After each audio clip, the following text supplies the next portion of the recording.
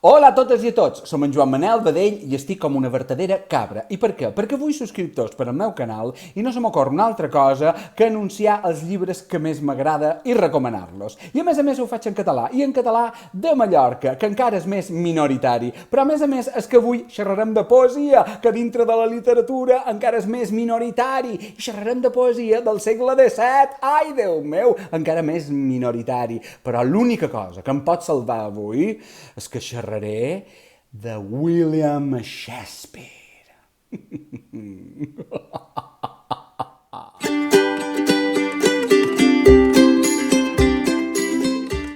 I què podem dir de William Shakespeare? Doncs de tot i res concret, perquè s'han dit tantes coses que no sabem de què mos podem fiar. S'ha dit que les seves obres són meravelloses, això està claríssim, però hi ha gent que diu que no les va escriure ell, sinó un tal Marlowe.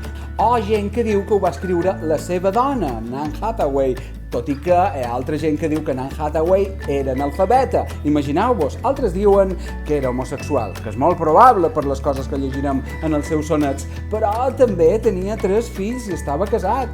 Com ja sabeu, William Shakespeare va escriure moltíssimes obres de teatre, Hamlet, Otello, Macbeth, Somnis d'una nit d'estiu, La tempesta, El mercader de Venècia, però avui ens centrarem amb els sonets de Shakespeare. Són 154 sonets, als quals als 127 primers se'ns parla d'un jove del qual queda perdudament enamorat. Essent el teu esclau, què més podria fer, tret d'esperar les hores que marqui el teu desig? Cap temps és més preciós, tret del que et donaré, ni cap servei, tret del dictat del teu capritx. Toma ja! Amor incondicional! A partir del 127 fins al 152 ens parla de Lady Dark, de la qual tenia una gran fascinació cap a ella. I els 2 últims sonets que apareixen un anunci de balneari. Com tot artista necessita menjar i molt probablement fos un encàrrec. Ara, això sí, els 154 sonets són meravellosos.